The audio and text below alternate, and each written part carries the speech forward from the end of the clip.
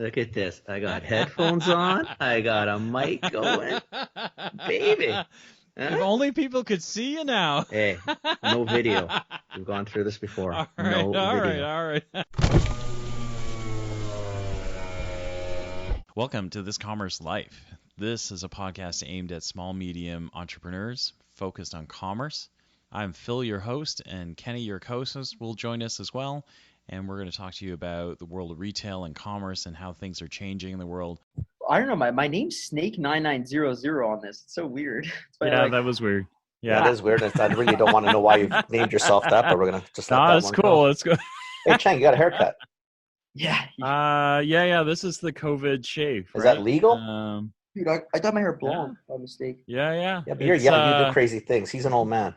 I like crazy hair like a month ago, and then I got fed up with it, and so I took a pair of clippers to it. You're still pretty thick on top there, huh? Yeah.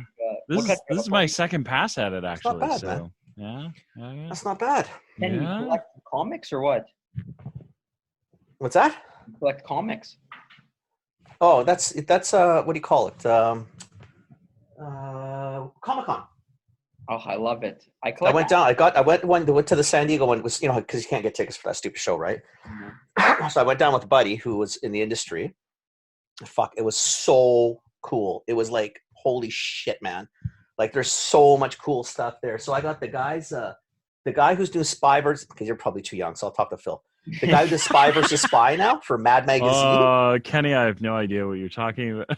You're so full of shit. You know exactly what I'm talking about. I love Spy Junior here may Spy. not know. You know for sure. Yo, I love Spy. So wait, versus the latest Spy. Spy versus Spy guy was there. So, and I ended up buying, what do you call it? Not a prototype, but I guess one of the sketchings of what was going to be on the next Mad Magazine, which also happened to be displayed at the show. And then I bought I don't know. I could have. Oh my god. Mad Magazine. Is Mad Magazine still around? I didn't even know. I'm too young for that. So that's why I didn't talk to you, because I know you don't understand it. Talk to the old man over there. Oh God. Man. You guys sound wild. I collect action figures now. That was a weird thing just that recently came up like 2 months ago. Oh, that's cool. What's wrong with that? That's awesome. What kind of action that's figures? awesome. What kind of figures? Yeah. No, like I collect like the Marvel ones. Like they're $9.99. Yeah. Oh, like the what are they called? The bobblehead guys. Yeah, they're like yeah. big. If I was in my office, I would show you guys, but it's like I bought all of them up, like not all of them, but I bought like 40 of them, 50 of them. Yeah. And I just made it look cool, and people are like, "Yo, you're cool. You like this stuff." I'm like, "Yeah, for sure, 100%." Well, how far is the That's office? hilarious. I want to see this stuff. What the hell is? What is this? 15 minutes. 15 minutes. Forget it. It's enough. What are they? They're called Funkos. Funkos. Is that what they are? Funkos. Funko makes cool stuff, right? Yeah. Funko makes cool stuff. Your brother would know. When we used to go to the toy fair, like whether it was in Hong Kong or in New York, they always had Funko. Always had a really cool. They had a fun booth. It was just cool shit, right? I loved going to that booth. So. I kind of wish I went into the toy business instead of the chocolate business. No, this is very exciting tonight. Very, very exciting. No. Very, cool very products. exciting. Cool products. Exactly. Very exciting. That's a good segue. We've got Because he's smart, so he did that on purpose. I love it. So we've got Midday Squares on. So if you don't know what Midday Squares is, you're about to find out. You are going to find out fast. Kenny, do you want to? My introduction is going to be very lame as usual, Phil. Because do it. It's funny. The reason I know Jake, it's through his brother.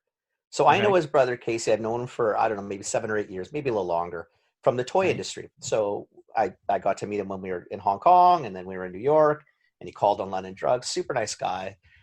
Reaches out late summer. Yeah, late summer, says, hey, and this is so stuff stupid. Your brother's a rockhead, right? That's okay. I love him. Hey, my brother's doing something really cool. He's going to be out in Vancouver. They're launching a new product. I think you could really help him, right? Thinking, okay, whatever, sure, no problem. So I reach out to Jake. We meet him at the coffee bar, similar to what you and I did, Phil. Meet at the coffee bar. I started talking to him. I'm thinking, this kid's going to help me. Never mind me helping this kid. I can't help this one. This is all going to be about, screw this. It's all about me right now. I want to know how much I could leverage the shit out of this young man to help me out. Love that. So we had a really nice coffee, good conversation, and I introduced him to a few other people. Honestly, doesn't need my help. He's got him, your sister, and your brother-in-law, right? Yeah. Developed this. I'll let him do all the rest of it. A really cool snack, we'll call it, for better, because he's going to get all hyperactive and go wild with this. It's awesome. But a really cool line at a really cool time. And the reason I thought he'd be super cool to have on, not just because he's a great guy and the product's fantastic. Yeah. It's launch, COVID. Mm-hmm. Now Yeah. what? So it's kind of one of those ones that I thought would be interesting. Phil, I think I connected you guys on LinkedIn, so you could see that these guys post every day, every other day. They're very animated and they're very excited, and It's just awesome. the energy's awesome, right? So Yeah. so I've really like with you, Phil. Jake and I talked today quickly. I've met him once. The same as with you, pretty much, before, because the J&J London Drugs days, we only saw each other a couple times over the years. But I just met him once, and it's like one of those things. Nice kid, you're a kid, buddy. Nice kid, and I think, I like this guy. He's got energy, and he's bright, and he's got a cool thing going. So that's why he's on the show. I'm excited. The Midday Squares part, I'm not going to let him take it away, because Jake, this is your baby. You describe it. And then what I'd really like us to do ultimately is I'd love to see what you're doing. Like, how's the world going in this interesting banana? time? It's absolutely banana. Can I take a crack at this? Because I did some homework. Go for it. Really? I did. Here's what happens. Here's what happens when I'm not working like a cajillion hours a week, right? So I did a little bit of homework. So Midday Squares. There's let me see if I got this right. There's Leslie. Yeah. There's you, Jake, and then Nick is your brother. Is that your brother? Brother-in-law, Leslie's husband. Brother-in-law. Got it. Okay. So there's the three of you, right? And the chocolate that's here is you guys call it a functional chocolate bar. So it's kind of like, so I think you'll be able to fill in details here, but it's pretty much an amazing tasting chocolate bar from what I've seen on YouTube. It's awesome. And it's kind awesome. Of like a protein bar, but doesn't taste like chalk, doesn't taste like sawdust. I think somebody on YouTube said it was a pretty fucking cool chocolate bar. Oh, it's past that. Oh, it's past that. That's the extent of my homework, but I thought I'd do a little bit because I'm a little bit upset with you. That's preparation. Why? I don't no, well, 2.5 years we haven't prepared for an episode. Now I know, I know, but now you're gonna screw up the now. Yeah, so what do I next week? I gotta go read. I gotta go figure shit you out. gotta go do some. Okay. So we're pretty excited. I think I'm also pretty excited because the energy, even off just your LinkedIn. I think I saw a couple of YouTube videos with you in it, and it got me all jacked up. So, so we got Jake from Midday Squares on. Take it away, Jake. Okay, first off, I got to get this story off the ground because when I met, by the way, my stomach was hurting so much, and I was staying. I think I was staying at my cousin's house. And I didn't want to go to the bathroom there, and while I was talking to Kenny in the coffee shop. It was the first time we've ever met. My stomach was cringing inside, and I was holding in all this gas. I don't know. I must have had dairy the night before, and I'm lactose, by the way. And I was just waiting for Kenny to get up and go. I needed him to get up and go so I could go to the washroom. I didn't want to disturb it. You're such a loser. It's too funny that happened, by the way. And I wish I hope I cleaned the room obviously after I used it, but it was deadly, and that's Kenny's coffee shop for you. Great. That's great. That's a good selling. So I love the podcast episode is going to be something like Kenny gives Jake gas. I love Kenny so much, but I need him to get up and go because you know bubbles when you feel the bubbles. That's amazing. But that's amazing. So yes, that was my time.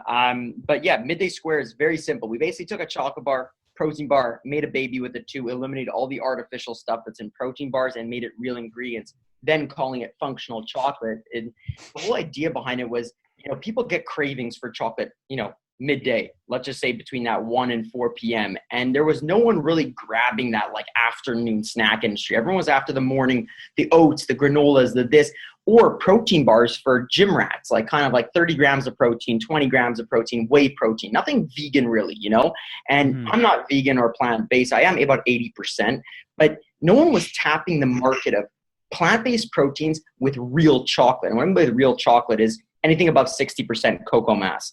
And, you know, what we decided to do was take a 90% dark chocolate bar made in-house and include all the nutritional benefits of a protein bar, but just enough to fill you up for about 4 hours to carry you to your next meal. And then we combined a great team, me, my brother, and my sister, my brother-in-law, and my sister. And I was third one in, so I wasn't the first. Nick and Leslie, like you spoke about before, they were foodies. I'm not a foodie at heart. I'm an energy bunny. I'm a wild guy. I love candy. You know, if you gave me candy, I would go ballistic. You know, like I actually am 2 months off of it right now because my sugar levels were a little too high. And I'm young, as you said, Kenny. And no, it was a wild start. Like, you know, I didn't even want to join the team when they asked me, because I was like, yo, another chocolate protein bar? Are you kidding me? Like the market, if you go to London Drugs, you can go anywhere. You can go to any grocery store, any pharmacy, and you'll see that an aisle of protein bars is now a full aisle. It's the full thing. The shelf is so big you get nauseous, right? And so it all started in their condo. Nick was working in software and Leslie was working in fashion, and they were just friends at the time, obviously. Probably more than that, but they say they're friends. And at the end of the day, Nick loved chocolate and would eat chocolate every single day. And he started putting on, you know, some weight. When you eat chocolate, you know, the unhealthier versions of the milk chocolates and stuff like that, it's full of sugars, you know, synthetic stuff, artificials that just aren't good for your system.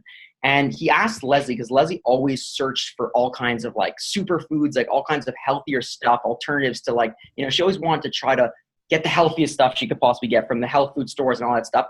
And she said, can you make me a chocolate snack that I could actually eat every single day and not feel, you know, shitty about it or have that crash after, or not be, you know, full and want to eat more and more and more? Because sugar addiction, all it does is makes you want to eat more and more and more, right? And she decided to make the Midday Square. Let's just call it Midday Squares for now, but it wasn't that. It was like a circular item full of sugar, but at least it wasn't refined sugar. It was like all these, like, you know, superfoods, like, you know, it was a lot of maple syrup, it was a lot of different things. It was better for you than the chocolate that he was eating. And she ended up giving him, making it for him, and he brought it to his office, and everyone was freaking out. Everyone was like, what the fuck is this? Excuse my language. But what is this chocolate snack you've created? It's like, it's killing my craving. It's getting me through my day. Anyways, they forgot about it for a while. They ended up getting married. Listen to this. So let's fast forward a little bit. And next thing you know, Nick sold out of his business in software, and he had nothing to do, and he had a 2-year non-compete in the software space. And Leslie ended up, you know, closing her fashion business due to, you know, it was 4 years, you know, fashion's a cutthroat industry. She just hated the whole space, the idea of how people treat people human to human. It was horrible. But they were doing nothing. And Nick was in the shower and said to Leslie, why don't we just start that chocolate business that you were creating, that chocolate snack? Little did he know, is he went to his cousin at Smucker's. He does M&A at Smucker's, and the guy showed him reports talking about how vegan protein was growing about 36% year on year. Not vegan protein bars, but vegan protein as a whole, like plant proteins. And that real chocolate was growing 42% year on year. So the guy said, why don't you create a baby of the two? And in Nick's head, it was like the light bulbs went off. It's like, what the fuck? Yo, Leslie's doing that right now. She's making me that exact snack. And then next thing you know, they start to call McGill up for food sciences to help them do the shelf life products. Anyways, that was almost a disaster. Took about 6 months of that. And finally, McGill took it on to do just the testing and help formulate the commercializing of the product. So, you know, like when you put a product that's full of raw superfoods, there's all kinds of, you know, microbioloads, you know, mold testing. You got to do all the 9 yards. Anyways, July comes by 2018. They ask me. I'm doing absolutely nothing. I'm like doing Nerf with my brother. Kenny, you could probably appreciate that. I was playing with like Nerf guns, wanted me to be a Nerf star because I had all the energy. I didn't have the toy industry behind me. I was very like, you know, wild frat boy coming into Nerf guns, which was kind of interesting. Anyways, I thought I could be a Nerf star. In my head, I was like, yo, I could be a YouTube Nerf star. I'm focusing my whole attention in my life on that. They approached me and they're like, yo, do you want to be just you and come on board and be our third partner in Midday Squares? And I was like, well, what is Midday Squares? And they're like, it's basically a chocolate snack. They gave me the whole spiel, the whole 9 yards. I was like, absolutely not. I'm like, I'm not even at all. I'm like, I literally nope. Tuning up the Nerf gun. I'm out of here. I'm going to be a Nerf star. Guys, imagine I had buckets full of Nerf guns. I was playing with it. I was going to fields of playing. I was having the time of my fucking life. Anyways, and partying. Don't forget that.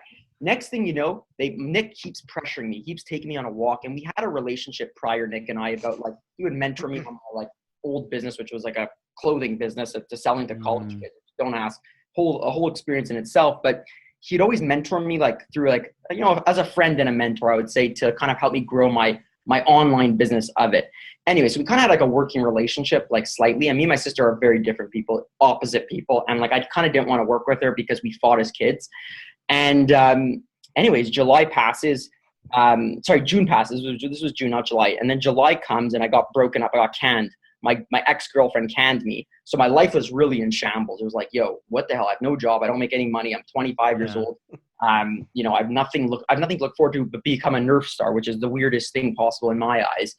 And I said, fuck it. They asked me one more time. I was like, you know what? I'll join. I'll do it out of desperation. Like, I don't even care. Like, so they gave me a third of the business. I put in my fair share. And then we launched it. I came on board to be, my position was called Be Jake. And basically what that meant is just make noise, and more or less make the noise of the business and get people to know what the fuck Midday Squares is. Yeah. Long story short, I said, okay, I'm down to do that.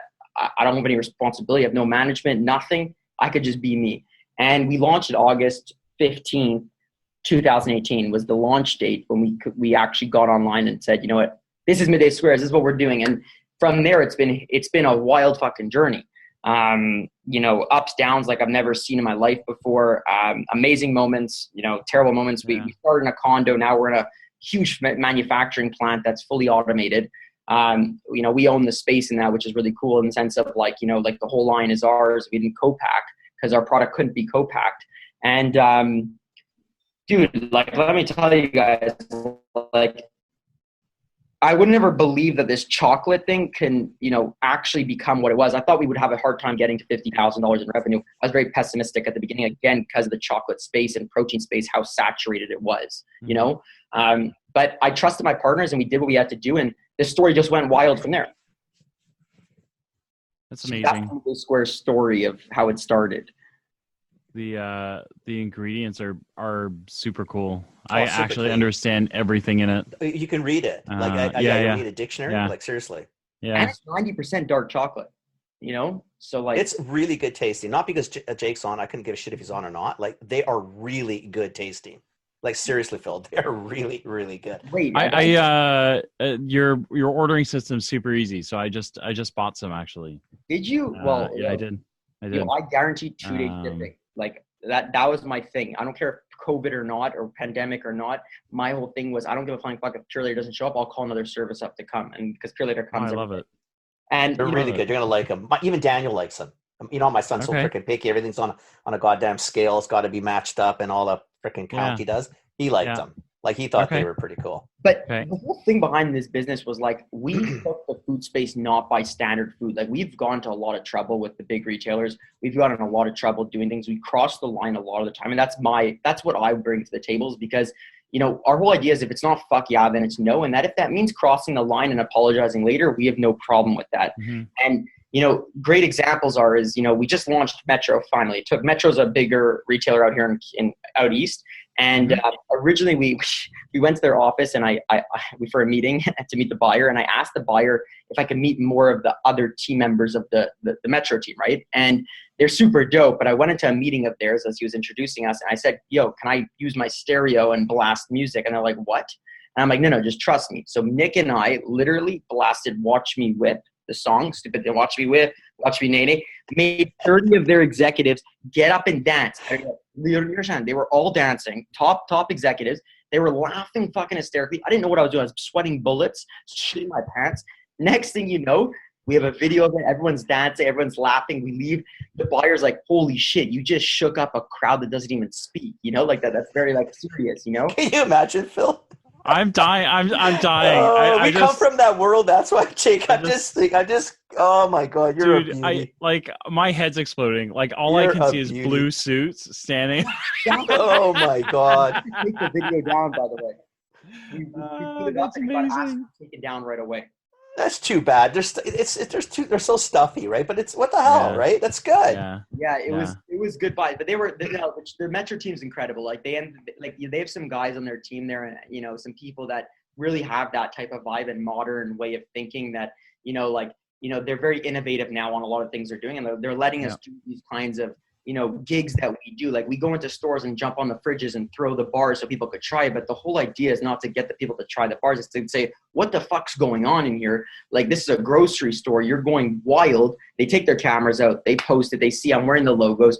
Just like subtle marketing like that. And I guess they call it guerrilla in the sense, has made our brand, show the true sides of the three of us. Like, we built this of like the three of us. I'm a wild motherfucker, like Kenny knows, but my sister is a very strong like executor and very serious. So she runs her whole manufacturing side, and my brother-in-law is like a nerdy dude that like, comes off with very like, he's handling all of our digital strategies and stuff, but he's making sure the business runs properly. And like, when you combine those three skill sets, it's a good combination. Have a combination. You have a tripod, and like I'm telling you, I get in trouble all the time, but the trouble ends up being what our consumers love. You know what I mean? So that's a little bit about us. If you go on our Instagram, you can see all those crazy wild videos of like the I'm looking, and you guys are everywhere, right? Like if I look at, so I'm based in Toronto. If I look at Toronto, you're in something like Metro 200 locations. Yeah. What's coming up now? All you got some really cool places too. You got like you got the sweet potato, which is really cool. There are a lot of cool spots. So Jake, when did you start though? When did you start getting the listings? Like, we get August 2018. So by the time I meet you in 2019, like this was a year after. Where are you at that point? You're obviously in Montreal. Yeah. Then what?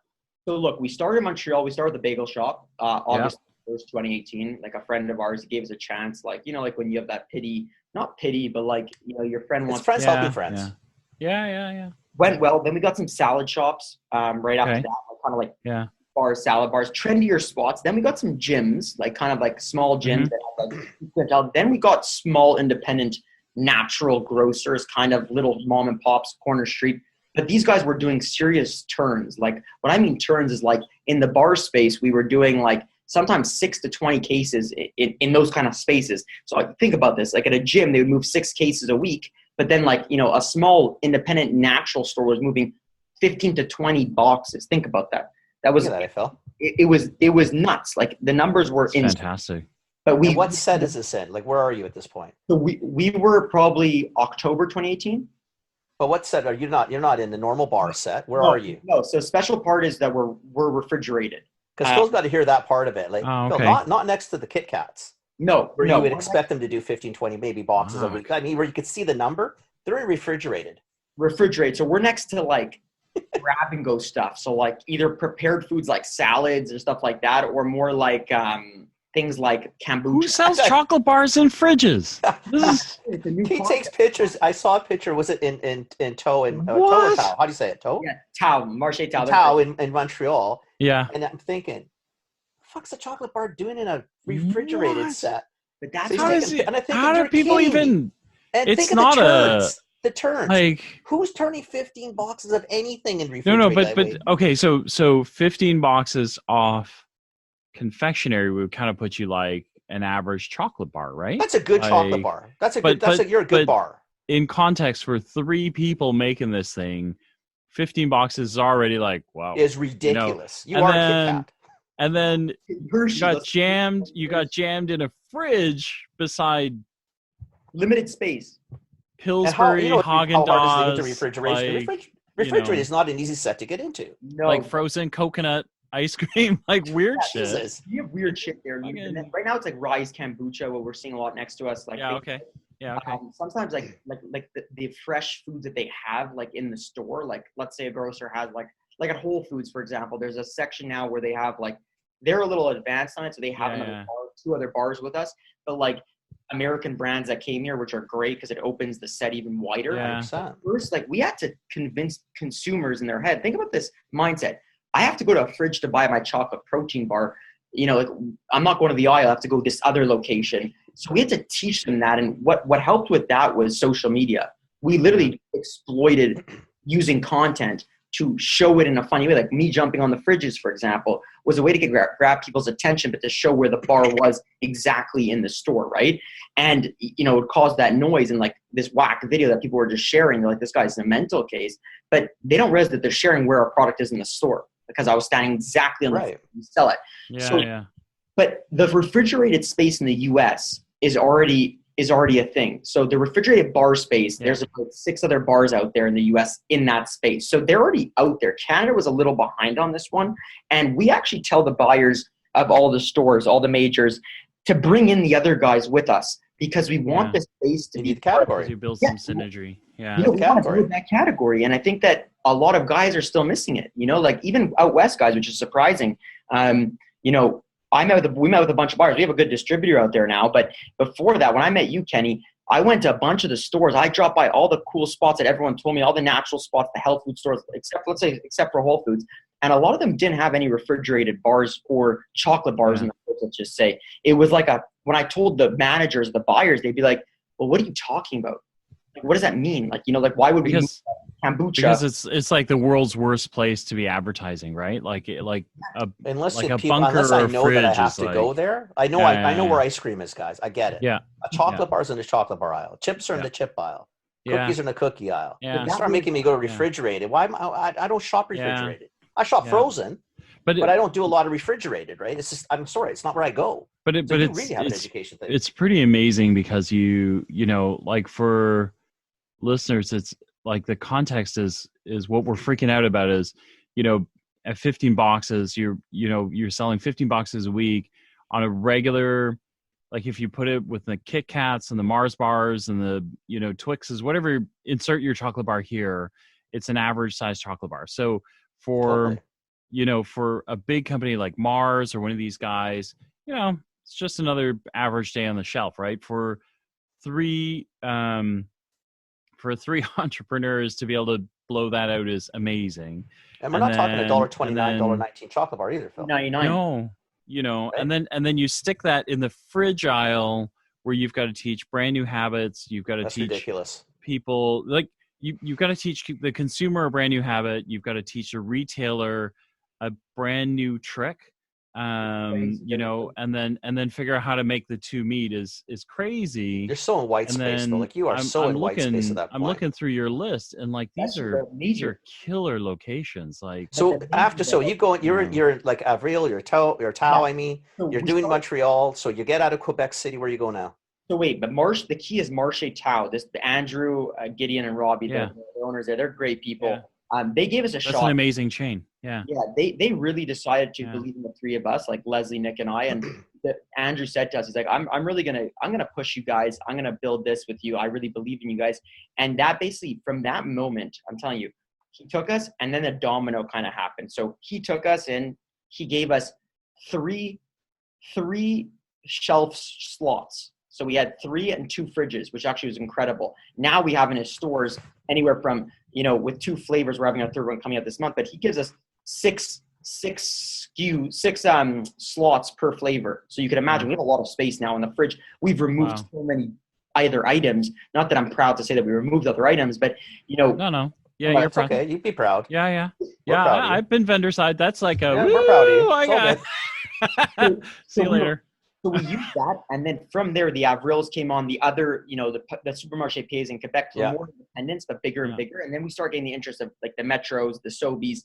They start to be interested, understand what the hell's going on with this brand. They were kind of like, you know, who are these guys? But we didn't have a broker, we didn't have a distributor. We did it all direct from our own factory. It was actually from the condo, to be honest with you. And we were making from literally 6 a.m. till about 8 p.m. every single day by hand. The bars and sending them out to retail. We certified the kitchen in the condo, but you know, my sister and my brother-in-law, they had to live there. You know how annoying that was? They would have a room and the cocoa, you'd smell the cocoa, the chocolate all day. Anyways, people in the unit, the apartment building got angry, really angry, which I get, which then moved us into a kitchen, a small kitchen, which we literally basically turned it into a manual labor plant where we had like 10 people working and we'd put in the fridge, and then it would leave the same day, and we had a courier come pick it up. No cost efficiencies. Margins were terrible because we were using, you know, we didn't focus on margin at all. Zero margin. Next thing we hit Toronto. What we did was we went to like little shops, again, like the salad bars, the juice bars at first, the gyms. That helped, like kind of like some cool trendy spots. Then it got us into the small corner shops that like were like independent naturals. And then like the Nature's Emporium came on, then the organic garages, like those guys. Then we went out to Ottawa. We started opening up in Ottawa. And then, Kenny, when I met you, we really didn't have that much distribution. I wouldn't say we had that much distribution. Then we were doing a decent amount online, but a lot of people were buying from like the Taos, those kind of places. Yeah. And the turns were the 15 to 25s in those places. And the other gyms, like in the juice bars, were 6 to 8 or 5 to 8, you know, so they were still moving a lot of volume. But we didn't know how to open. We didn't have the skill to deal with brokers, distributors. You know, Nick and Leslie and I are not good with sales. It's not our thing. It's really not. Mm-hmm. We're good at marketing. We're good at product development. We're good at manufacturing, like how to build this, how to scale that side. But from a sales standpoint, we didn't know really what the food space was all about because, you know, you need middlemen, which is an unfortunate thing I find in this space. You know, it's kind of finding a backwards model a little bit. I love our broker and our distributors, but it's a lot of paperwork that goes into this just to get into the store. From 4 months in of speaking to Metro, just speaking to the buyer, it took till now to get the product on the shelf, which is a long grocery. That's normal though. Just so you're that's pretty grocery. normal. So we didn't understand that, right? So it was kind of like a shell shock for us. Just wait till you try and get paid. No, Metro's great. We did some tests with them. They're an awesome company. Okay. Generally just awesome. Like we like the way they handle things. But like even we did a lot of everything by credit card. Everything of our retailers, they were all like on either like a week of terms or cash on delivery. Oh, okay. Swipe the credit card when it's delivered.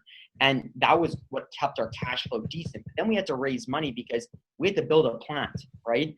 And it was just too expensive to build a $3 million plant. We didn't have the cash flow. We didn't have the money. And it was a weird time because it's like, okay, how do we scale? How do we build our margin? Our margins are still shit. Yeah. And we ended up raising money from a great fund out in Boulder called Boulder Food Group. They're incredible. And they helped us get that money to start working capital to actually build the business and scale it, right? And then we built an automated facility. And now we're only now really entering out west, Kenny. When I met you, we really weren't there at all. Right. We were selling online there, but now we're really penetrating it now. I think Whole Foods has it, like Nestor's, Choices, awesome. Urban Fare. They should all have it. It's all through our distributors, but you know, we didn't get to do our groundwork there. And I'll tell you what sucks about that is because when we do our groundwork in a city, we build out a team right away. So we'll build out our demo teams, so to do physical demos off the bat, but our own in-house teams. It has to be in-house because I look for personalities, not skillful people in the food industry. I don't care about how much they know about, you know, hemp protein and stuff like that. I care, can you make the other person feel comfortable and make some entertainment out of it? This isn't just an education thing. And we did that, and then we would go do every event. We'd go attend the hottest gyms. We'd sponsor the classes. We'd get the buzz moving in the health and wellness space on social media to then push retailers to be like, okay, who is this brand? Where can I find them? Like, you know, like who distributes them? And that's how we get the inbound. We'd have customers go to the stores, ask for the product. The inbound would come in. Then our negotiation was at least in our court rather than, you know, the retailer. Obviously, with the big guys, it's a little different. Then when we got our distributors, we were with UNFI, Horizon, ONFC, Taze. They're great distributors. And then they started opening up stores like wildfire. We went from 500 to 1,400, 1,300 in a span of 2 months or 3 months. And now it's just complicated for us is how do these distributors might necessarily not be getting the right message across to the retailers to put the product in the fridge, right? Because your first instinct, like you guys are thinking, is, okay, it goes with the protein aisle, chocolate bar aisle. That's where I put it. So we have customers sending us messages saying, hey, I'm in Vancouver. I just saw your product on the shelf. I thought it was supposed to be refrigerated. And then we'd have to call the stores. And we're having a lot of those issues right now. And that's not a good thing.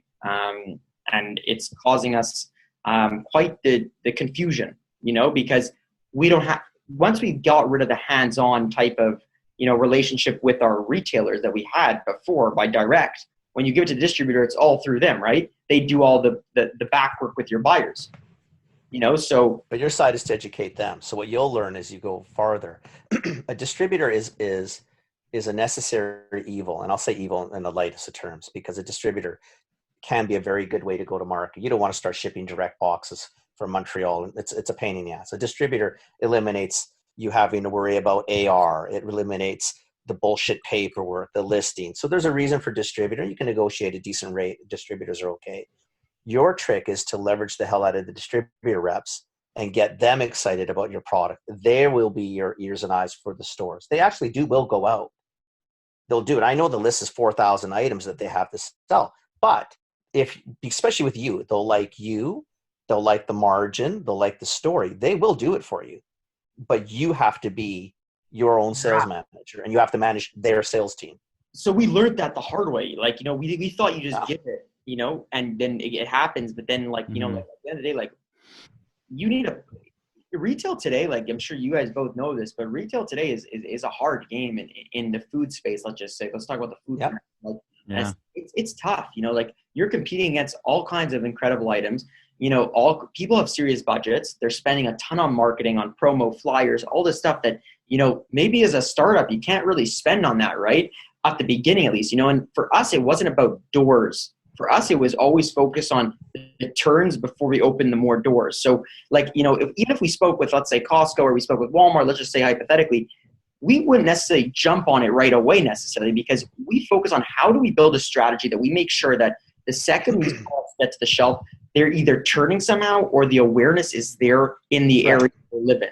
Like, I didn't like that we had to launch Vancouver and before right at COVID, it was right. So what happened? Just back it up on that one. So you're getting movement. You and I meet. You come back in the early January kind of thing. So I was telling Phil. So they're getting ready, man. They're pumped. They're stoked. They're ready to go. And then what happens? So we expected out west to be one of our top markets. So Toronto will be number one, just because it's you Phil. We'll crush Toronto just by points of sales by points of distribution.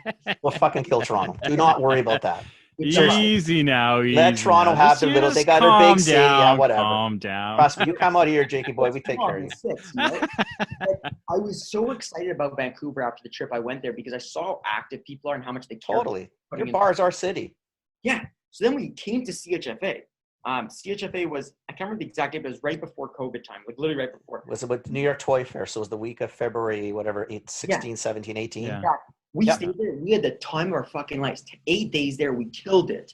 We were on fire. All the buyers were freaking because they didn't see a product like this ever. So they were like, oh my God, we want this in our store. So we were so jacked up. We were so pumped up. We came back after CHFA with a whole game plan built to launch Vancouver. So to build out our demo teams, we started reaching out, interviewing people. We started getting all our online support ready. What I mean by that is getting the people excited that we need to talk about the brand, that have influence there, to start talking about it. But that's contracts. That's getting people the product. That's getting people to know the distribution points. Everything was planned. And then boom, this thing comes, this big dark cloud, and just smoked us. Like literally fuck. Like I didn't think it would smoke us. It hit us with it was like you got hit left field, smashed us out, and like we have a good balance sheet. And I think that's super important for a lot of entrepreneurs that went through this or going through, maybe go through another rainy day that comes. But bro, we lost 65% of our retail sales. 65 for the first 3 weeks. 65. That's a hit, bro. We just opened a new plant. Think about our, machines coming in, automated machines. We were freaking out. We burn a ton of money. We have a heavy payroll. We have 26 people. This was like what I thought maybe it'd last for 2-3 weeks, or whatever. Like it wasn't the biggest deal. So we sulked, and we don't usually do this. The three of us sat in our office, and we have the footage. I won't forget. We sat there and like, hey, well, what do we do? And we're just like, this is really like something sad. Like this is like retail is getting crushed, and UNFI would send us the reports on how the categories were doing. And guess what category was hit the hardest? Nutritional bars, because it's a convenient snack. And when people don't you got to go out and buy it. It's impulsive. Exactly. It's impulsive. It's grab and go. Yeah. We got smoked. And then I had all my entrepreneurs calling me, all my buddies in the food space saying like the beverage space, the ones that are in the fridge with us, they're like, holy shit, we don't know what to do. We don't know if we're going to be alive after this. I'm like, hey, I couldn't listen to that because I was like, hey, that's a lot of anxiety and fear coming. Right. Mm-hmm. And I love them to death. But like, for me, that was like causing me to go down a deep hole, right? And then I would promote that negativity when I come to the office and be like, to Nick and Leslie, like, yo, this is the end. We built we were on fire. We had our momentum, and now it's really stripped from us. You know, Yeah. we came up from, I want to send you guys a CHFA video, and you're going to see what I mean by the momentum and energy that we had right before COVID going into the West Coast. Anyways, long story short, we said to ourselves, we had a $15,000 budget for demos and retail, you know, just to dedicate to retail monthly, and we were going to disperse that about 60% to Vancouver, and then 30 to Ontario, and then 10% to Quebec, because Quebec is our backyard, right?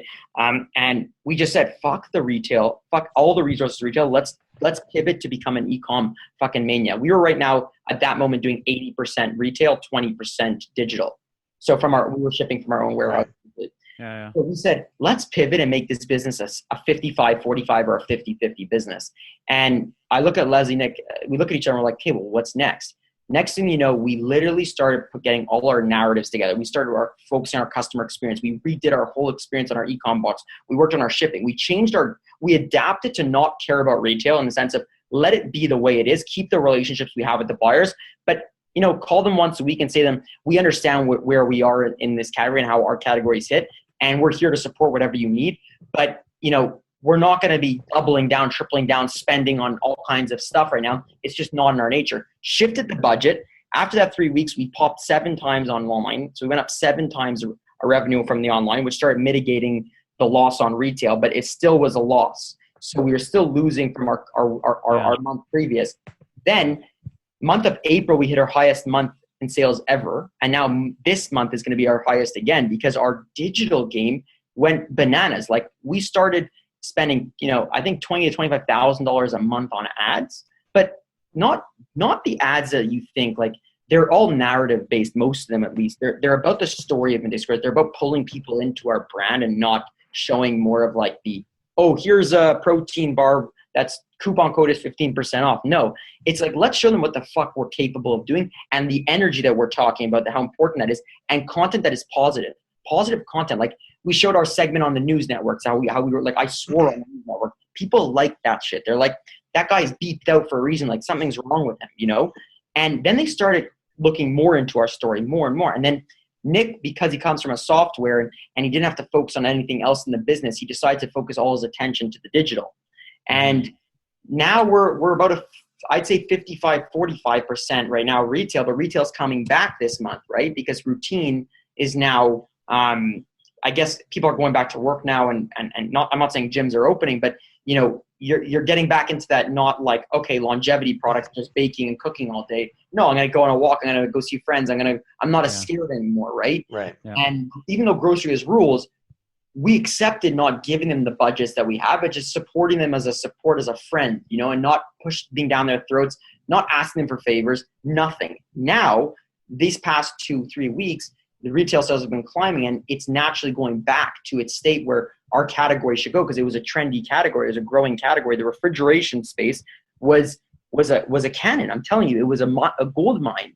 And the bar space, people were trying to get into it more and more. Now, obviously, this must have smoked them out of it. But, you know, at the end of the day, for now, we realized that we could be both a digital brand and a retail brand and, you know, just split the resources between the two.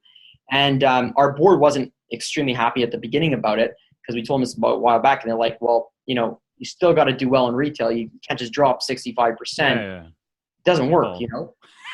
So your margins must be pretty sweet right now too in the other world.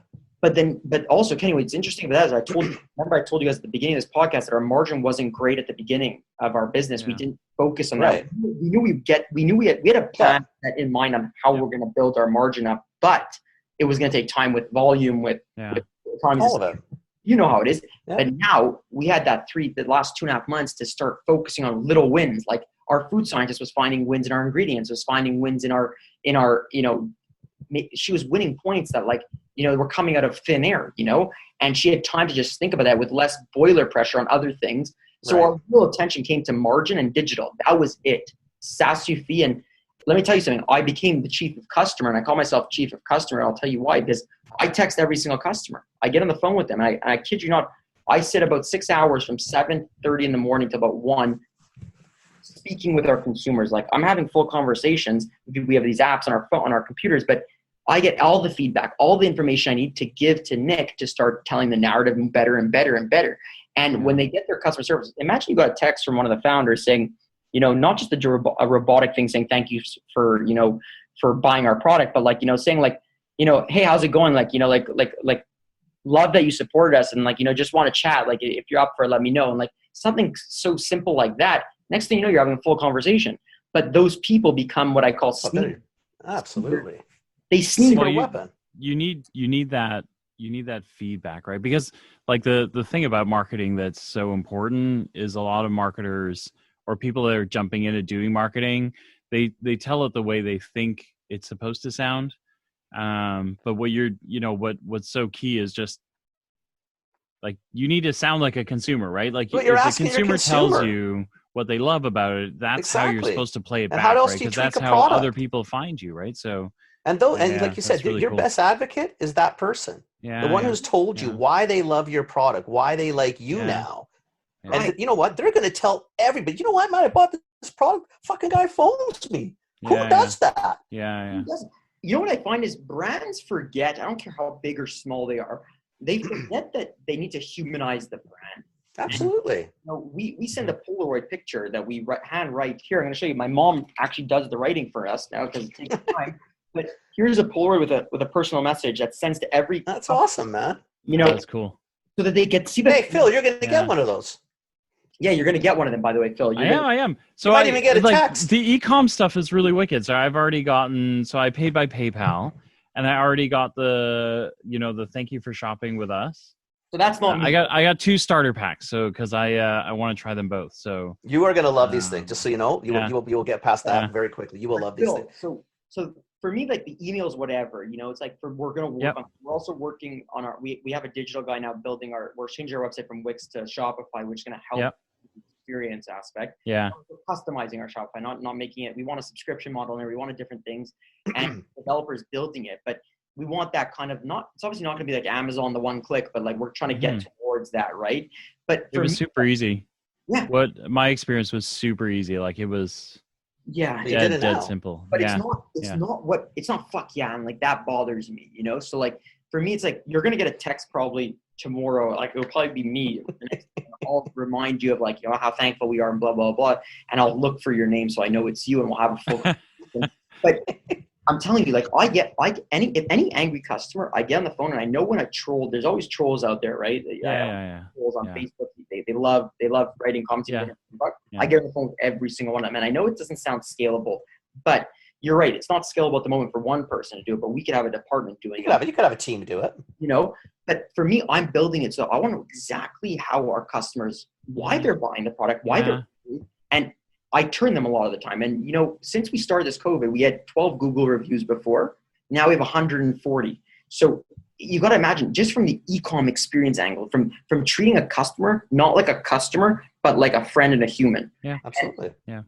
I think when you do that and you pair that with the authentic side of the three, the three of us, Kenny, I'm sure you know, but if you have us on, well, you guys should get us on Instagram, but you could see that we tell the story of our business. And what I mean by that is the good, the bad, the ugly, the great. If we lost 30 G's to a stupid packaging problem and we had to delay our shipping, we're sure as hell blaming ourselves and holding ourselves accountable and telling our customers, this is what happened. We were idiots. We screwed this up. We didn't pay attention to this. And they love the transparency and authenticity of storytelling. And I find a lot of brands forget that right now. They forget storytelling. They do all kinds of stuff about like perfect aesthetic, perfect commercialization, it's so red tape, nothing like edgy or like real, like nothing like It's real. It's more the thing. Authentic. We all hate the word authenticity. Yeah, we all and hate it. authentic. I get it, but that's in essence what it is. It's real. It just is what it is. Guys, you know what? We're going to be late a week on shipments. You know why? Because we fucked up the packaging. We weren't paying attention. We spelled chocolate wrong. I don't care whatever you did. You know what I mean? Why not say that? What's the difference? At least I know. like guys. But I think more important to me, I think what's more important is you've done something that brands find it really hard to do. They usually have an inside voice and an outside voice. Yeah. And your voice is the same, right? It's the Because same when I voice. look at your Instagram is you and you are the Instagram, right? Like there's On every medium. Go to LinkedIn. It's still this. Yeah. Like Nothing changes. I think like consistent energy and on. authenticity Exactly. is huge right now, right? So Exactly. it's, You trust them. You know why? Because what you see now yeah. is what you're going to see if you Yeah. meet them live, what you see on all the stupid mediums. It's a mental case. Yeah. Huge, right? And I think that brands like forget it. I know you guys, I know, I feel, I don't know about you so much, but I know Kenny works with, entrepreneurs, he helps them out and stuff, connects them with people and gives advice. And, I think a lot of the time when I speak to another entrepreneur fellow, founder of something, I always tell them like, yo, be you, like stop being someone else, because it doesn't work. I'm telling you, it really shows when some company is not being true to who because it's too hard to do, Jake. After it's how hard it is to lie. It's easy to do the lie. It's hard to maintain a lie. I like that quote, by the way. Yeah. It is. It's very difficult. Lying is not easy because lying requires memory and consistency. And energy. But forced consistency. Being yourself is just natural consistency. Yeah. You are what you are, and that's what you want. Why else would I don't want to, if you were different each time, I wouldn't want to, you want to come on. I didn't want to talk to you.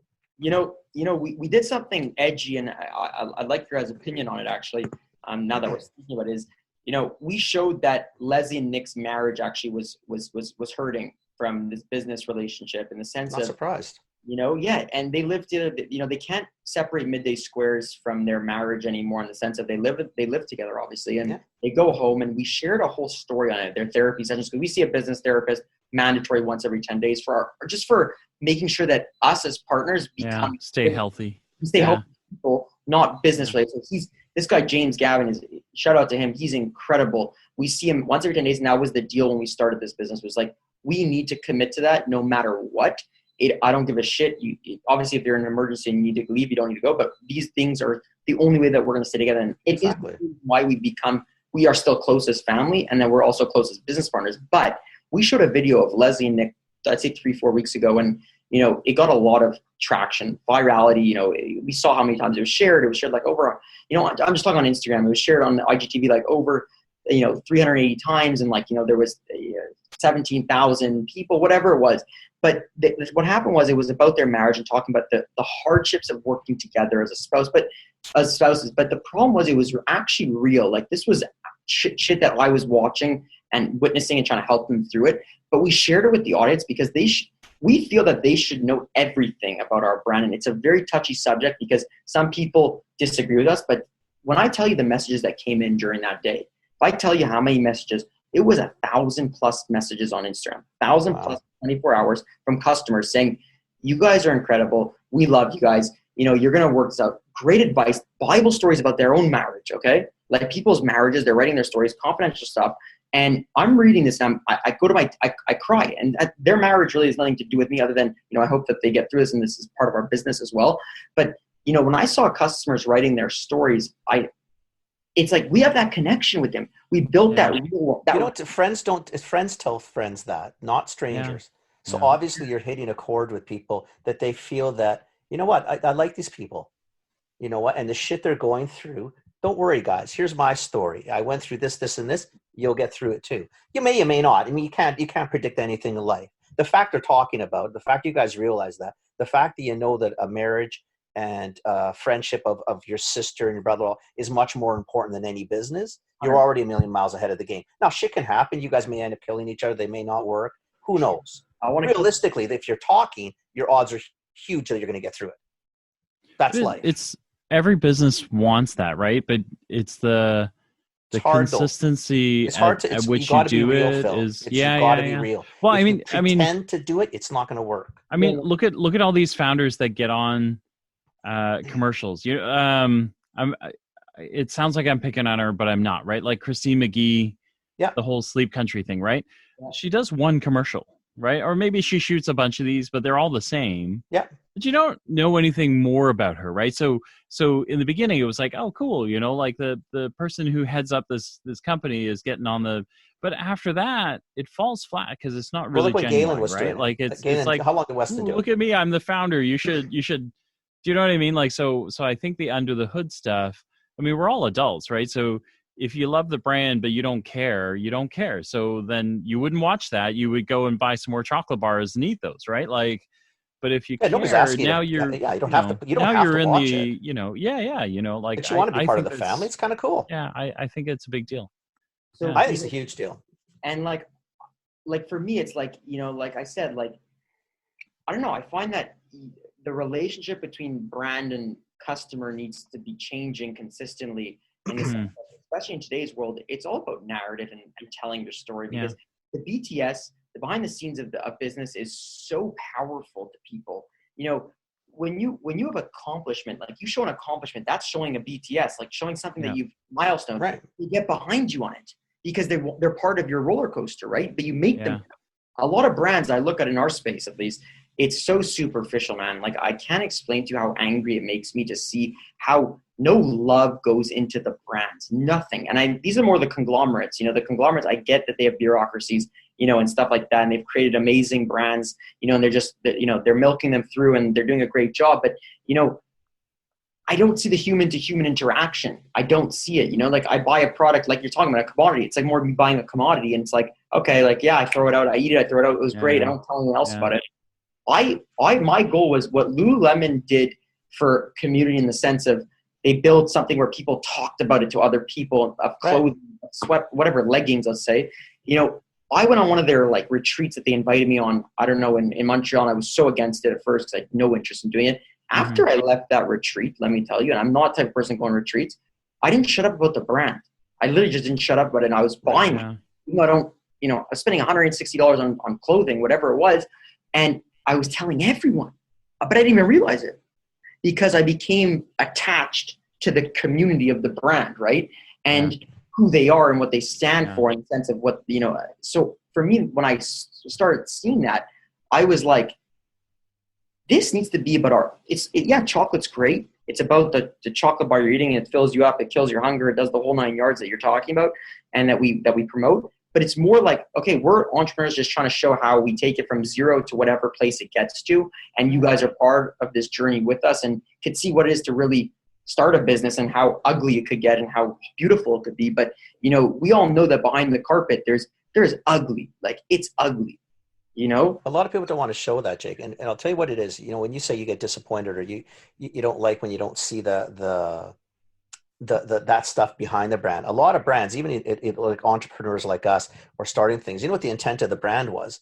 It wasn't necessarily to do anything great. It wasn't to have anything great. A lot of it's just done because they think they can sell it for millions. Yeah. That attitude creates a very different brand and a different feel than something that I want to do this because I believe it does this. And I want you to take this because this is what it's done for me, and I know this is what it'll do for you. That's a very different message than me just saying, hey, my product's great, my cocoa's good, da-da-da-da-da. Because ultimately, all I need to do is get to 1 million because I can go 4 times rev, and that's all I'm thinking. That's a different sell. And, you know, totally different. It's like, I don't know, like, even like when we do stuff with like news, like, it's not, I always tell them, I don't want to talk about the product.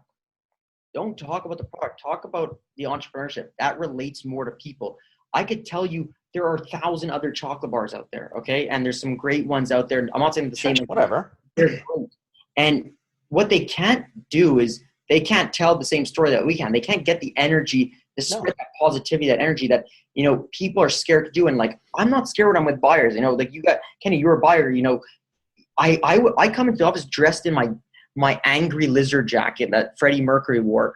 I come in tucked in jeans. I don't give a shit. Ponytail up. I don't give a flying fuck because I need to be myself. If I want to get up and dance, I try to get all the buyers to get up and dance. After that Metro thing, every single buyer that we met with, our distributors, everyone, I made them do a dance and get their blood flowing. And then that thing went viral and I started doing it at offices. Think about this. He's a beauty, Phil. Well, I started going to offices, bro. Like, you have no idea how much I love you. How old are you? That's what I told you. How old are you? Like 25? 6, thank God. You could be my kid. My daughter's your age. I could always, I could be friends with your daughter, you know. I got to meet her next time in Vancouver, you know. Well, that's a different discussion. We'll talk about that later. Easy there, cowboy. No, I mean, I love you, but hey, let's take it easy. We're out of time. I wish we could do this all night, honestly. We're gonna do this one again. I told you you'd enjoy this one. I knew you would enjoy this one because he's got great energy and it's a great story. So you're a nice guy. Our podcast now. We also have a podcast. I'm gonna send it to you. Like we did 5 episodes. We're gonna bring you guys on. We're gonna start doing guests in the food space in different spaces. Sure. Okay. Well, you guys are both fun. So like I already love your vibe. So I'm definitely interested. But I'm gonna take a quick little snippet of you guys if you don't mind. So continue. Go ahead. Continue talking like you're talking to me though. Like, okay. That's funny. That's it for I told you, chocolate. Phil. I told you this would be a fun one. I So- told you this was going to be something that you'd actually enjoy. It's So gonna I be kind of I fun. love this so much that I did something I never do. I actually posted in the middle of this. So this Commerce You Life prepped actually even. has. The fact you even prepped I tonight. I like prepped, that was a but precursor to this could be great because you freaked me out when you said you prepped. Why are you No, doing and homework? I actually posted a preview because I said I like on the Instagram That's post I was awesome. like, this is coming. Like you guys got to check this out. Like you guys Absolutely, sold man. 1 million It's, bars. Like this is crazy. it's Yeah. just Um, all good in the hood, and this will be Right. the first of many projects, and I love it. When you come to Montreal, both of you come see our plant. It's really cool. We built it's all customized. So like, you know, Yeah, I Leslie, can't fly. I got the Corones out there, eh? yeah, I know when the Yeah, ticket. You can't go anywhere. when the Crohn's is done, you can boat over. When the Crohn's is done, I can come. You're Yeah, only you like can. 5 hours from me. He'll All drive. good. Yeah. you're it's more all than good. welcome to come see it. It's beautiful, and Oh, we will. Trust me. You're just too late now. Like once you're in the Yeah. family, you're in the family. Both ways. Yeah. that means I Yeah, can yeah. sleep on your couches when I come visit. You know, Whatever. Yeah. Do it. Do it. something I always Um, said. The people we looked at our investors and we said to them right when we were about to close them, we're like, this is the first round where I remember saying, I'm like, if we can't sleep on your couch, then this deal doesn't go through. And they were like, what the fuck? Like, you know, and we sleep on their couches. And when Why not? Toronto, and we have, you know, in LA, like one of them lives in LA, and it's couch time. Like for me, Nick and I are sloppy guys that like we're very nice people, very very polite, but there's nothing better than couch time and sleeping at someone's house to get to know them. Like That's pretty personal, Yeah. right? but it's a Very. I like it. It's all good in the Yeah. hood, man. It's I all like it. good in the hood. I like it. Okay, Jake. Midday You gotta give us- Squares. Yeah, where do you find them? Where do you find where you? do And we you're find coach, you? Your coach guy too Yeah. for people in Montreal. Yeah. Gavin. He works at Concordia. He's a business. He specializes in communication and business therapy. So it's kind of cool for like Cool. entrepreneurs and founders. Wait, what's his last name? I'll look him up and tag him. Gavin, James Gavin. James Gavin. Gavin. Oh, got it. He's Okay, a James real, Gavin. like, he's a And if people want to find you, Midday Squares or Jake the Rover on Instagram or Jake Carls on LinkedIn. Okay. And where we could find the product, either online, like Phil ordered earlier, or we have a good store locator page where you can find it. If you put your post to see what retailers we have, they're always pretty much up to date every 2 weeks. So as long as the distributor sends us their data, and it's So middaysquares.com, right? middaysquares.com. Okay. And tell people to follow. I think people should know to follow us on Instagram because you'll really see what we talked about the journey and Midday Squares. Yeah. You know, I'm gonna send you guys the CHFA video. You're gonna tell me what you think. It's a little wild, you know. don't care. Send it. Love to see it. Yeah. We'd love to see it. Love to Yeah. see it. And then we'll post these Yeah. links on. Phil. Yeah, We- I'll put them out the with the royal episode. we. Phil will do that.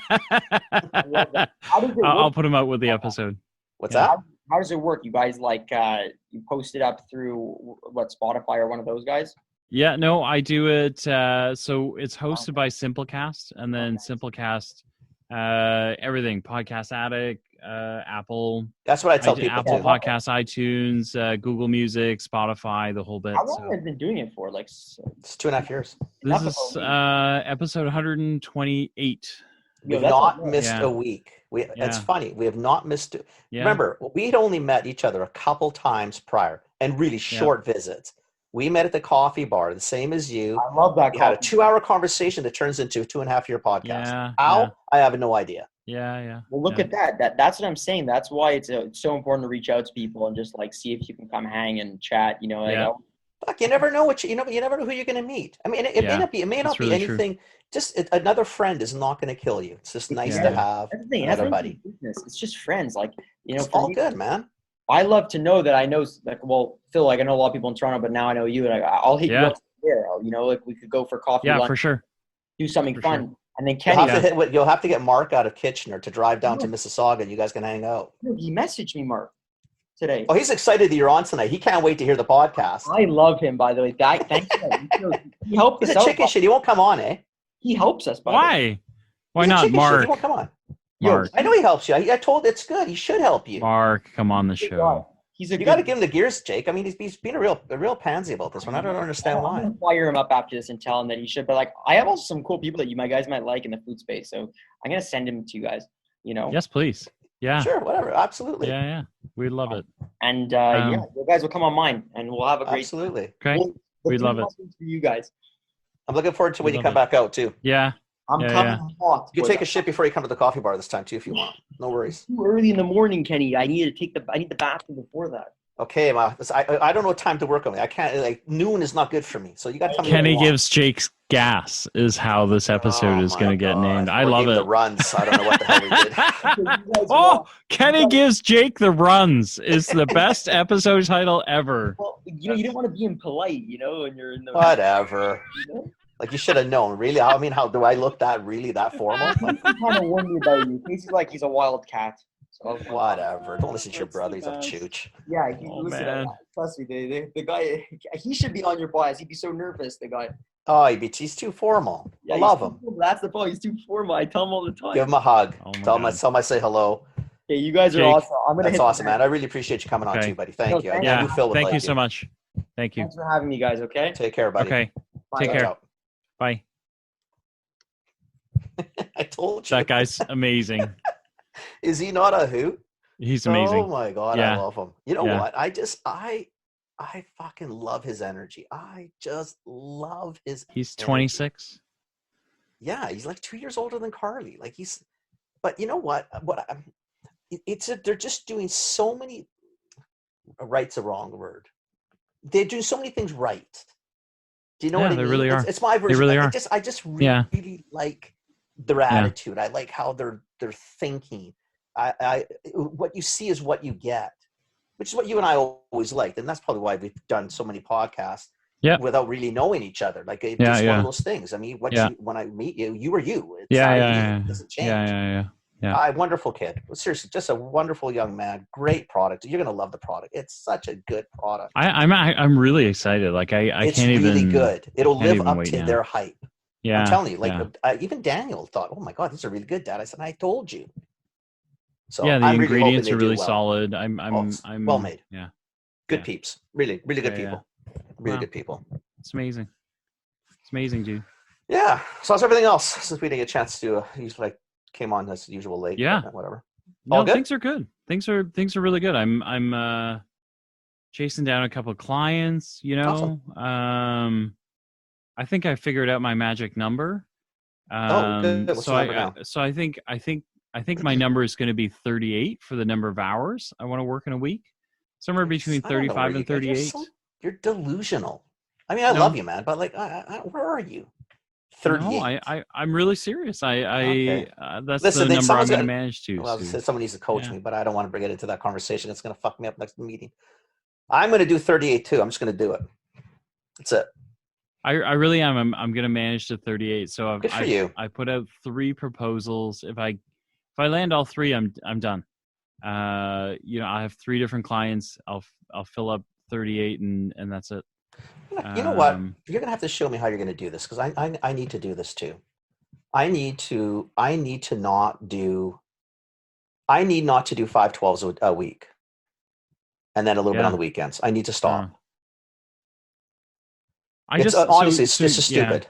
Yeah. So I mean, I just found the part that got me. I was doing some work with Intellicate, and we were going to record some stuff, and then I just we did the recording. It was great. You know, I'm my usual sparkly self on a mic, but then when I really kind of boiled down the content, I just wasn't very sharp, right? Like the things that I know I'm really good at, right? Like being able to find that thread of content that is really good. Right. And then you realize I'm just doing too many things, right? Like, and at the Yeah. time I was still Yeah. doing stuff for Nimi, right? So, but I just Yeah. realized she and I got together and did some stuff this week, and it was so sharp, right? Like I spent an hour with her, and it was so poignant and so sharp. Like I'm not tooting my own horn. I was just I Well, you could can see do it, that. and I That's could okay. see where it needed to go. Do you know what I mean? Like, Yeah, totally. whereas, and so I just realized I can't do this. Like I But don't the only want time to you can see that, Phil, is when you do stand back and try to take some hours out to look at things, right? Yeah. You know what? You're gonna have to show me how you're gonna do this too.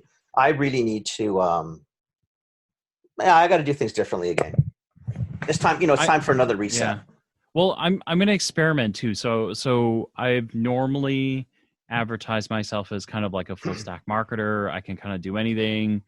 the whole digital bit. But I think the part that I really love is the storytelling part and like finding content. And so Then two that's of what the you tell pitches people that you have do. gone out. Yeah. So two of the pitches have been, one of them, I literally could have, they're on a path of rebranding. But the group they're doing it with is brilliant, right? Like they've hired a consultant to help them rebrand, but then the consultant is going to help them rebrand and then set them up with a first set of like marketing campaigns, and then they're going to go away. And so I said to them, so original conversation I had was, I can help you set up all the infrastructure you need so that, you can replicate, you can do this every time, right? Is they're going to tell you, you need to do 4 flights of emails, 4 advertising, blah, blah, blah. And then I said to them, but you still need to translate that. Are you going to use Hootsuite? Are you going to use whatever? How's that going to look? What are you going to use as templates? And I said, I can do all that. But then I went back and went, I don't want to fucking do that. Like, I can do that. I can do that in my sleep, but I don't fucking care. You know what you right? did? The way you should do is what you just did. Tell them that's what they need to do, and then walk away. Do some other stuff that you like, but tell them that's what they need to do. So what I said to them, actually, so the pitch I made this time was, I said, while you're doing that, what you should do is allow me to go away and tell your story. So very much, and so very much what Jake was talking about, I said to them, you're not talking about you. Like, you guys need to, like, what the fuck? You got this cool story. You got, this founder, like all that kind of stuff. Let me figure out what that looks like, and I'll build that on the side. So you never really have to worry about me. I'll just go out and talk about you.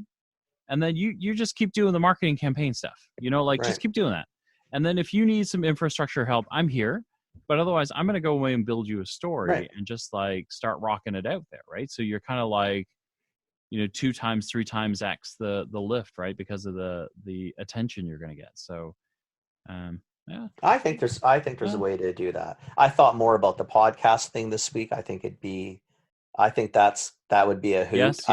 Yes. I threw it at Tim and Dennis today, Jackson, an email. I emailed them something else. And I said, Phil and I may have an idea of a podcast idea for you. I think, you know why? Because, again, you know what? It's not my weeds. You don't get stuck. Like, you just get to do the fun shit. Yeah. Really. I mean, the stuff that you like to do. Like, and it's like, if you and I had to sit down and sift through Jax's shit to figure out what the coolest stories were, that's a fucking There's a book fun there. couple hours, right? There's Sorry, a book I'm dropping F-bombs. I don't know why. I have no idea why. On. Maybe. But I'm feeling more carefree. But I'm really like I'm loving it, right? Like Hey, you know what? Even the boss said she liked the last couple podcasts. Eh? Oh yeah. Yeah. Good. She texted her. She said, I think she said we're doing okay. The numbers are coming, and they are they're kind of weird. So I have to understand what's happening, because the numbers are like, we are seriously up. So that's awesome. If I look at the numbers, we're like some good episodes though too, right? We're like plus 70, plus 50 week on week. That's awesome. It's not the current episodes. Like, they've gone back. Like, so they're listening to the current, but then they'll go back into archive. Yeah. So the About Us has lost its mind. Like, the number of people picking it up and shit. Maybe we got to go redo the About Us, because that About Us is 2.5 years ago. Yeah, it really is. We're a different About Us now. Yeah. We should probably think about that and like the outtakes. Yeah, no, seriously. It's like, time. It's probably time for the greeting, like the intake and the greeting the is intro and the outro. Changed, because now I got Mark teasing me about the stupid greeting. Oh, I got a mic. Okay, whatever. You loser. Right. So I think we have to change a few things up because you know, when people start to irritate you like that, you got to mix it up. Mix it up. Yeah. We actually have some funny snippets. I'll go back and find something, shit out there. Or we can record something new. I don't care. It doesn't matter. Whatever. There's so many episodes now. Yeah. That's awesome, buddy. That was a fun one tonight. I knew you'd like that. So that's been a couple really good ones in a row. I've liked Peter. Dom's was fun. This was great. Yeah. I just got to get a few more. I like the COVID ones too. What's going on with you? What's new? Same. Yeah. You know what? I'm honestly trying. I am trying. I told you last week, I'm trying to redefine roles. And to be honest with you, I would love to get down to I would love to get down to I would like to get down to a 50-hour work week. But if I get down to a 40-hour work 40. week, it'd be a dream. Honestly. 40. And you know what though? I think it's one of those ones. I just got to stop doing the shit that I don't like to do. You know why? Because I don't have to do it. I do it because I feel I have to do it, or I feel I should do it, as opposed to actually really having to do it. Yeah. Or giving it to someone else to look at. I think you know what it is. You know, when you start summing up, we had a meeting last week. I won't get into the details but it was one of those ones where you're trying to redefine your role as what it should be. My role should not be a straight up and down connectivity. I should be to the side and have the real people that are up and down develop and grow to run the world. And what you and I should be doing is sort of facilitating that. Yeah, you should be a mechanic, right? You should be jumping in, tuning, and then out. And just helping. Hey, try this, try that. Don't do that. I would just think it this way. How about that way? But let them do it. Yeah, it's not for me to grow anymore. Because you know what? I want to grow as a person and I want to grow business, but I don't want to grow in an inner structure of anybody's business. Not even mine practically. Do you know what I mean? Like I just want to be me. It's also not where we're effective, right? Like I think, if I tell you the truth, if you want to make us really ineffective, as soon as I feel like I'm getting into the weeds, I'm massively ineffective because I don't like it. Yeah. So if you want to have the best out of me or you, for example, we're both very similar that way. Yeah. Put us in the weeds, and you'll find out real quick that that's the worst. Probably that's a mistake. Yeah, it's the worst place. That was a dumb place to put us. Yeah. Agree. Like, listen to us and let us do what we like to do, and you'll get the best results out of people like us. Yeah. So, okay, awesome. It's an hour and 20. Hey, let's go. People are gonna stop listening. Yeah. You have a nice week. Thanks, man. You too. Thanks. If anything exciting comes up, I'll let you know. But be the same. I put a couple other invites out. Okay. With no specific dates, but I'm trying to see if we can get a buyer. I'm chasing down. My buyer disappeared on me. Okay. I'd like to get a retail buyer on. I think it'd be very cool to have somebody that we both like, respect. That I'd love to get a buyer's take. So the other one that I might grab, so Taz, I was on her podcast, but she's the pet store owner in New York City. Love to have a pet store owner, especially if they're going through a little bit of a crisis. Yeah, so she would be an interesting person to have on. So I'll see if I can grab her. I'm sure she'd love to be on. Weren't we supposed to do something on a Friday?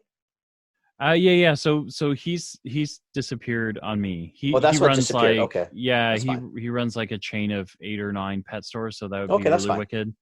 But he's done the buyer thing on me, so I got to find him again. Oh, whatever. That's a buyer thing. Yeah. They were good at that. Yeah.